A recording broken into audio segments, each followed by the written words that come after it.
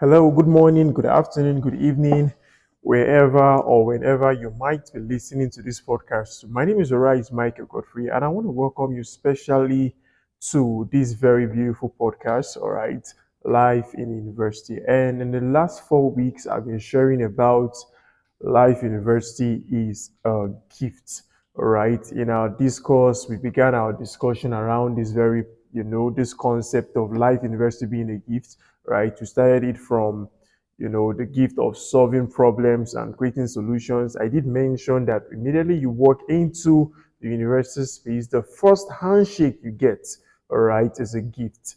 And that very gift is the gift of, solving problems and creating solutions. If perhaps you've missed that episode, you might want to go back to that very episode, run through it, enjoy all of the lessons that was shared, all right? Talking about opening your eyes to really see problems, because that is really how we solve, those are really the ways we create values, by looking for problems to solve. And when we are able to solve the problems, we, as well create opportunity for ourselves, opportunity to earn, all right, opportunity to make an impact, and of course, opportunity to change the world, all right. We continued, the discourse to the gift of friendship and relationship. All right, the gift of friendship and relationship. We continue to the gift of exposure.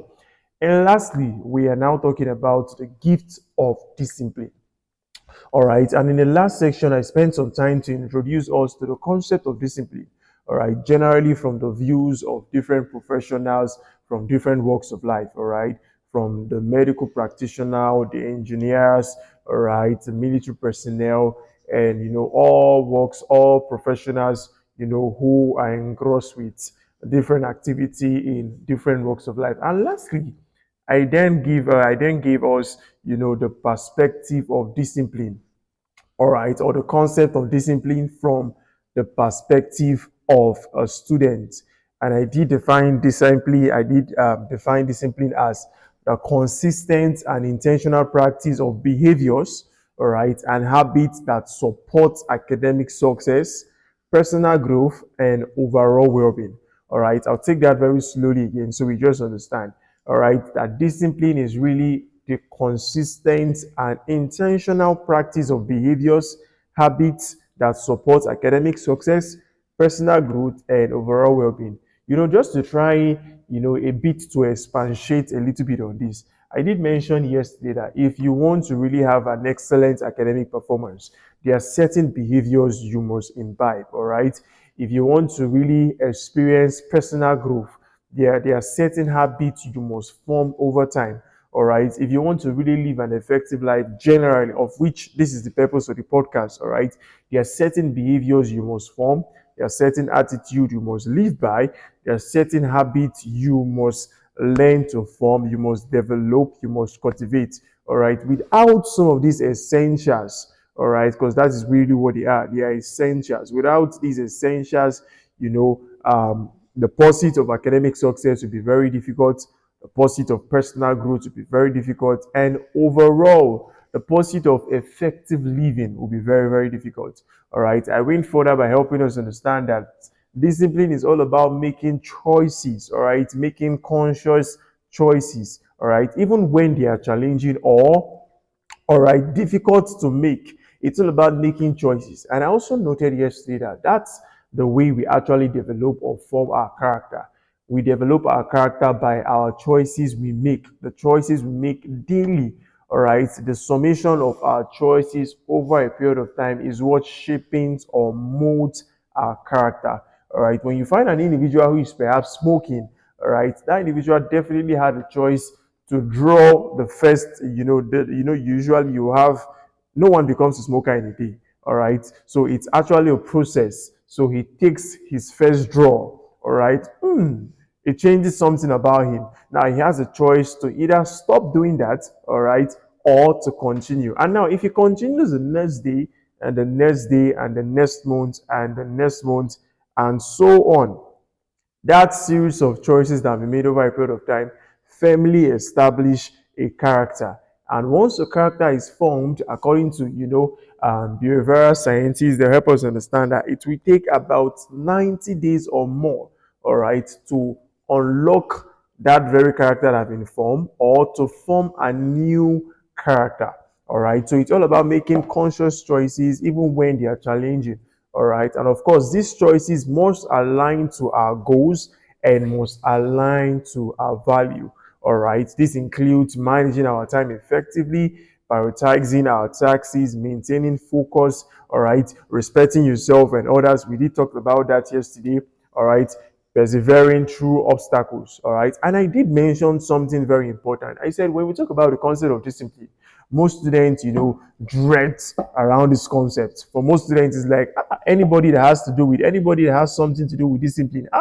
It's usually somebody that is usually too strict or too principled or too wicked. All right. And now, when we have lecturers who are disciplined, it's the same notion we have in mind. And from our last section, I helped us to understand that that is not always true. All right. Because discipline is not about rigid rules or punishment, it's all about self control, responsibility, and the ability to make the best use of one's time, talent, and opportunities. All right. So, yesterday, I also continued. I started to share, I gave an outline of 12 types of discipline I believe we must develop. All right, we must develop in order of all right, in order of priority. 12 types of discipline we must develop. All right, and today we're going to be talking about one of them. Last time we talked about the gifts, we talked about the discipline of time management, and today we're going to be talking about the discipline of friendship. Just to give an outline for some of you who probably has missed, you know probably you missed the last section that we introduced, the gift of discipline. All right, what you can see visually on your screen are the types of discipline. All right, we have the discipline of decision and choices, the discipline of time management, all right, the discipline of friendship, the discipline of study, the discipline of consistency, the discipline of tolerance, the discipline of emotional management, the discipline of self-care, the discipline of finance, the discipline of service, the discipline of adaptability, and lastly, the discipline of values. 12 beautiful disciplines, a student must cultivate if you want to live an effective life in the campus. All right, so today we're going to be talking about discipline of friendship. Now, if you recall, during our podcast or our episode on the gift of friendship and relationship, I noted something very profound. I made mention of this. I said, every student you find on campus, of which including you who might be listening to this podcast at this very time, I said, all students you find on campus has, an inherent craving for support. All right, very important that every student you find on campus has an inherent craving for support. All right, and this in support could include academic support, financial support, material support, spiritual support, and all other forms of support. And I said something very important. I said, what is most interesting about this craving is that it cannot be satisfied by teens. It is best satisfied or only can be satisfied by friends and the relationship we built over time. All right. And in the course of our discussion, I started to, mention or talk about a few names, all right, who were profoundly good, all right, who were good friends of mine, and how, they will often share with me their resources, their times, and, every other thing that has to do with, their being, all right. And I even showed us picture, all right. But if you recall, there was something else I stressed all through the episode of friendship and relationship.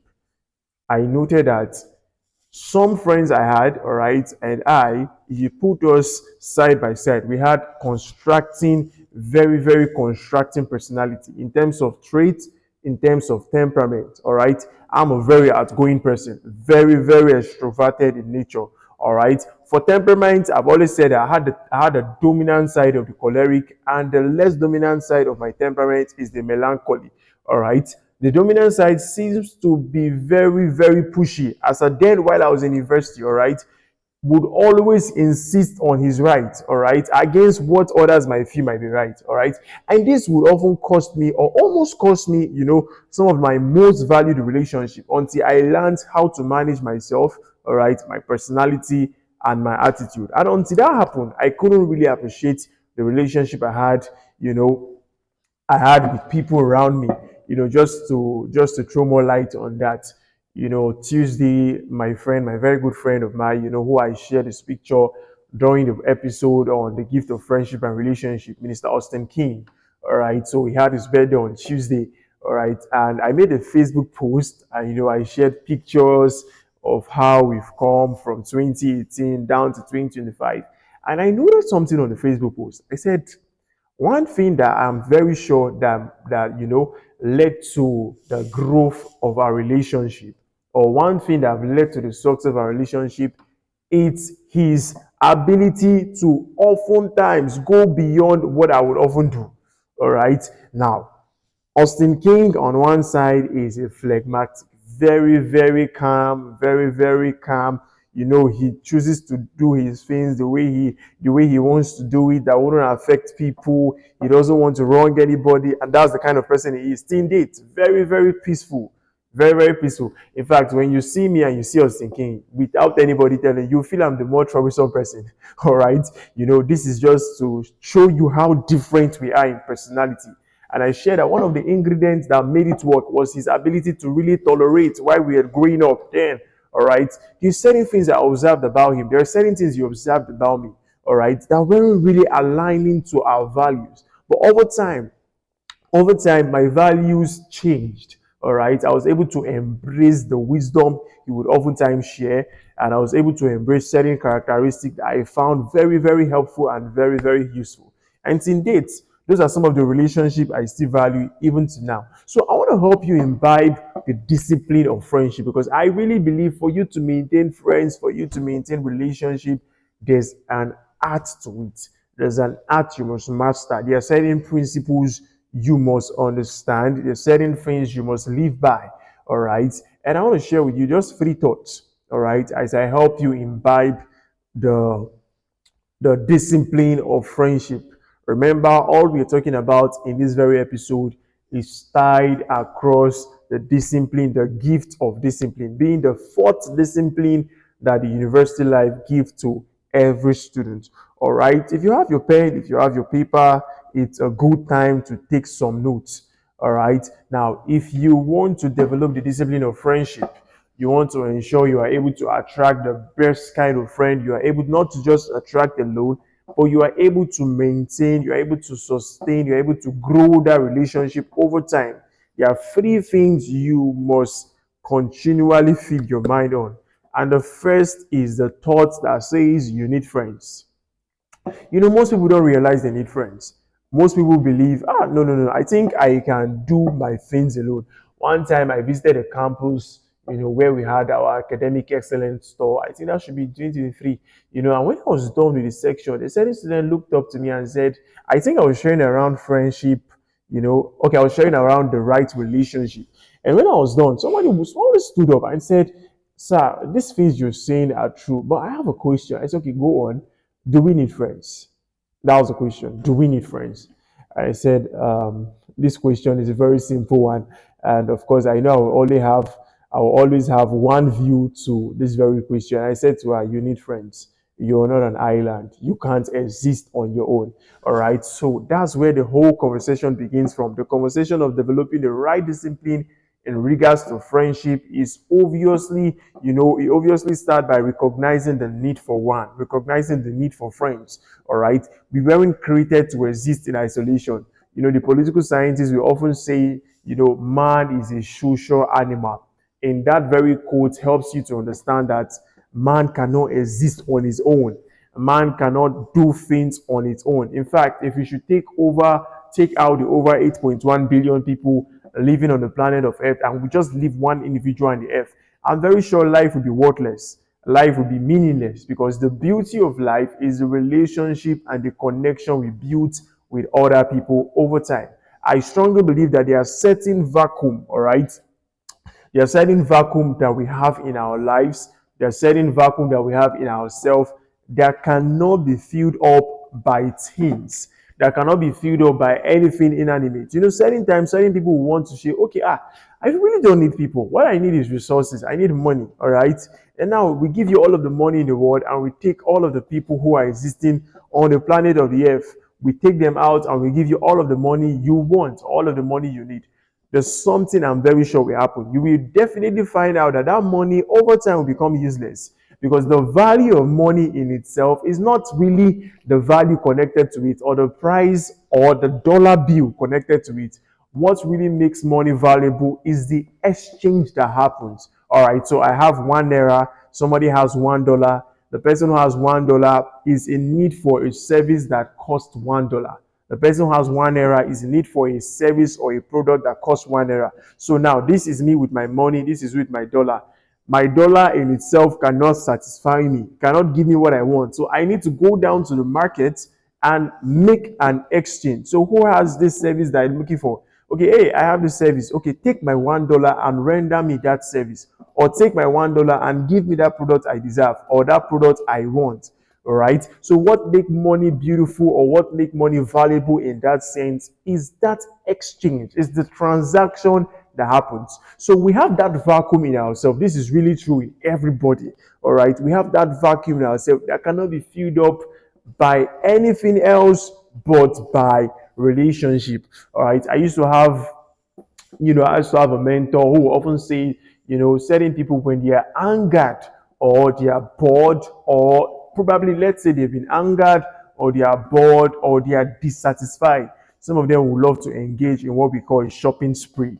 All right. So they move down to a shop, try to buy everything they can find, and at the end of the day, they don't find satisfaction. You know why? A thing will have a limit in, it will definitely have a limit in how long it can satisfy you. All right. A thing in itself cannot satisfy you. It can temporarily. All right. If, of course, someone is needing of money. All right. By the time you begin to get the money, you get the money over time, you definitely find out that if you don't make use of the money for impact, if you don't make use of the money for value, or you don't make use of the money for anything that will definitely create more value or impact you or impact your world, you definitely find out that the money is becoming valueless. All right. So the money you have, but you can't use it for impact. And not just impact, it can't even really satisfy that long desire in you. And the reason for that is so simple. Man is a social animal. All right. Man was never created to live alone. And that vacuum can be best filled by relationship. So that's the first principle you want to imbibe. You need friends. It's the first thought every one of us must definitely imbibe. All right. Now, secondly, what is the second thought, or what is the second principle you must live by if you want to develop the discipline of friendship? All right. The second thought you have there is that you need the right values. All right, you need the right values. Having understood the first, that you need friends, the second is you need the right values. Now, I've often heard of people who would often say things like, like beget likes. All right, you attract who you are, and the rest of that. And that is very true. That is very true. It's even more profound in the act of developing good friendship. All right. In developing the discipline of friendship, we must firstly take our time to nurture good values. All right. We must firstly take our time to develop good values inwards. All right. If we are able to develop good value inwards, we will definitely be able to connect with people who has developed or nurtured good values in themselves. So connectivity is very easy. But now, this is what is most profound about developing good values. Until you develop one, you won't find somebody with another. Until you develop one good value in yourself, you're not likely to find another individual who you will be friends with, who have certain good values like you have. For example, if you want to develop a value of trust, I believe the first place to begin is to develop the value of trust inwards, all right, before going to look for trustworthy people. I have a very good mentor, John C. Maxwell, who will often say, if I give you 10 seconds to outline 5 qualities you need in people, what would those qualities be? And oftentimes we give that 5 seconds or 10 seconds. And, people hurriedly, even I myself have, I've done that very exercise quickly. Oh, I need people with passion. Oh, I need people with energy. All right. And after the long list, John C. Maxwell then asks you, do you have those qualities? If you need people with passion, are you passionate about the things you do? If you need people with high commitment, are you committed? If you need people with energy, are you high on energy? If you need people who are trustworthy, are you trustworthy? So that same exercise is what I think you should also do. All right. It's one beautiful thing to begin to develop the right value. If you want to develop people with, the right mindset, also you must develop the right mindset. All right. If you need people who are reliable as friends, you need to begin that search by developing reliability in yourself. Because if you become reliable, it's easy to look for people who are reliable. All right. Maybe somebody who wants to say, oh, I need people who are sincere as friends. And you have to develop that act or that value of sincerity. Once you are able to develop the value of sincerity inwards, you'll be able to connect to people who are sincere on the outer space. All right. Before we look for givers, we have to become one. We must become givers. All right. Before we look for people who are trustworthy, we must become trustworthy.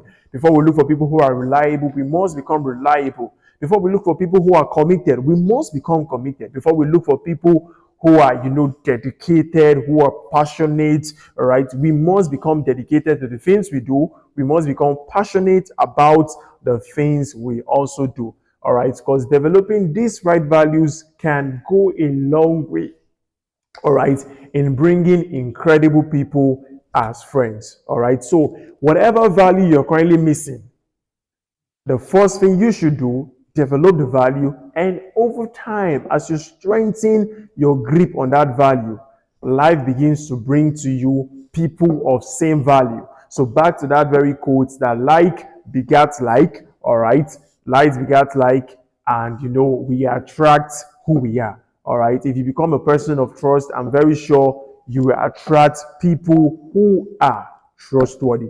All right. And now the fourth thing you must know, having understood that, yes, you need friends. All right. And secondly, having, tried your best and now you now understand that, okay, you need the right value. I need to develop the right value. The third thing you must understand is that you need emotional intelligence. All right. In developing a discipline of friendship, you need a whole lot of emotional intelligence. And now, Daniel Goleman, who happens to be the father of social and the father of emotional intelligence, defined emotional intelligence as the ability to manage ourselves and relationship effectively. Firstly, the ability to manage ourselves and our relationship effectively. Now, if you haven't understood or understand, the act of managing your own emotions, or probably the art of managing your own relationship, or even trying to manage your own self, it will be very difficult to manage other people. Very, very difficult to manage other people. Now, talk more of managing them effectively. All right. This is definitely, an important discipline we must develop. All right. And talking about emotional intelligence, I have another separate episode right under the gift of discipline, all right, to talk about that. Because, of course, emotional intelligence is one of those disciplines we must cultivate right in the campus, because I can assure you, while you move on to the campus, you're definitely going to be friends, or definitely going to come across people from different background, people with different mindsets, people with different soul sets, all right, people with different abilities, people with different understanding. And now your ability to really put them together, if you are a leader, or your ability to become their friends, is all dependent on how much you are able to cultivate the act of emotional intelligence. All right. So, like I said, I'm going to have a separate podcast in the coming week to talk about that. But for the sake of being a sub point under the discipline of friendship, maybe I should share a little. So, after realizing my tendencies of being a choleric, or my tendency as a choleric, and how it can affect my relationship with friends, I started to develop emotional intelligence. All right. I started to hold a grip of myself in regards to how I communicate with people, because I got to realize that, people who are introverts, There are certain way they respond to things. They respond to things in what? All right. You might crack a joke in the face of an introvert. That joke might sound so good in the eyes of other people. Everybody might laugh. Oh, that's a very funny joke. And now you who are a choleric, you respond to things, you respond to things outside of you. So you might be cracking a joke that has nothing to do with you, has nothing to do with your personality, but it's just for the fun of joke. And the person you're cracking the joke to takes the joke and begins to develop a meaning to that very joke. All right. The person begins to develop a meaning to that joke. The person begins to idealize that joke and say, okay, I think this person is trying to describe my situation, or this person is trying to make a jest at what might be happening to me. Do you understand? So now that can affect relationship in no small way. In fact, it can even affect relationship when you don't realize that you're even hurting the next person. You understand? So after realizing these tendencies, I started to develop emotional intelligence. All right. I began to, let go of certain remarks that would often offend friends in a negative way. You know, I started to, I started to reduce how I would often try to change people to become like myself, to say, no, no, no, no, no, no, no, no, you don't need to do this. You must do the things I'm doing. Or, for example, if I'm an outgoing person, I say, no, no, no, no, no, you must be very, very outgoing. I now realize that most people might not be outgoing. All right. And you don't need to push them. You don't need to, for example, I enjoy attending conferences. I enjoy attending seminars. If I have a friend or I have a spouse, all right, and of course someday I have one, all right, I have a spouse that probably does not enjoy that, all of those, people being around me, I get to walk through people, I get to introduce myself. If I now try to force that spouse of mine, say, no, no, no, no, no, no, you have to go all out. No, no, no, you are going with me with the conference. Over time, what I might be doing unconsciously is to try to change the person's personality. And it's very difficult to change people's personality. What you can change in the lives of people is their mindset. You can only bring them to a place where they understand, what I might be doing might be wrong. And this is why I might be having the wrong results because I'm just running with the wrong mindset. So it's easier to change people's mindset than changing their personality. All right. And changing their personality. And until I was able to embrace this, I didn't get the best of, my friendship and the best of the people around me. Now, as I've grown older, I have a whole lot of people who behave in a whole lot of different ways. Contemporaries, superiors, and even subordinates who behave in, different ways. Let me talk about my superiors, for example. Where I'm currently serving, all right, I have several kind of, people with different attitude. I have a boss who for no reason can be angry with you for no reason. I have a boss who can look you and just begin to tell you some certain things you don't want to hear. Now, it will take emotional intelligence to not respond, to not say, it takes emotional intelligence to understand that, this is how this person behaves. So I think I should just give way. Whatever he might be saying might not be on a personal note, might just be an experience. I have a boss who, whenever you are eating, and for any reason you leave that food on the table to go elsewhere, maybe probably to get water, or probably to answer a call, or probably to do anything. Once you come back, he looks to you in your face and tell you you're careless. It looks to your face and tell you you're not careful about your life. It looks to your face and tell you you can be poisoned and you just die. And sometimes I'm like, I don't understand. I mean, sir, you are in the office now and this is my food. With somebody walking and he said, you don't understand how life is. And oftentimes I now understand that, this is what he's saying. He has certain experience around food poisoning, or probably he has certain experience around, how people, might have been killed by just that very simple carelessness. Now, if I see him overreacting, and certain times I've seen him overreacting, if I see him overreacting with regards to that, and probably he raises his voices up or even try to scold me in a manner I feel this might be a little bit embarrassing, maybe in the phrases in where where we have people surrounding us in public places. I might be embarrassed. I'm like, why does he really have to embarrass me that way? But now I now understand better. This is his personality. That personality has been filled with so much experience, so he's trying to pass that lesson. And whatever way he's able to pass that lesson, you just have one responsibility to receive that lesson without feeling emotionally downcasted. All right. So it's very, very important as you go on developing friends. It's very, very important. You observe your personality, observe the temperament.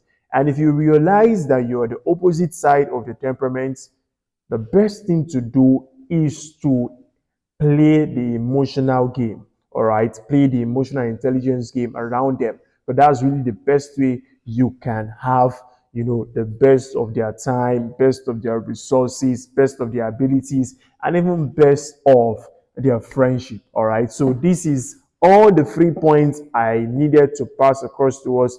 Number one, understanding that you need friends. Number two, understanding that you need to develop the right values. And lastly, understanding that you need a whole lot of emotional intelligence. So I want to pass the baton to you today. All right. I need you to begin to develop the discipline of friendship. And when you do, I'm sure you are going to be having the better side of your relationship with people, generally with friends, all right, and even specifically with people who you admire. And until next time, my name is Arise Michael Godfrey, and I'm your friend. Could you have questions? You want to drop those questions right in the comment sections, all right, or you can write me, or you can reach me out on WhatsApp 070 It's a Nigerian dialing code plus 234. All right, plus 234 is the dialing code. Or you can reach out to me via mail by writing to me at Arise Godfrey. Godfrey is spelled Godfrey at gmail.com.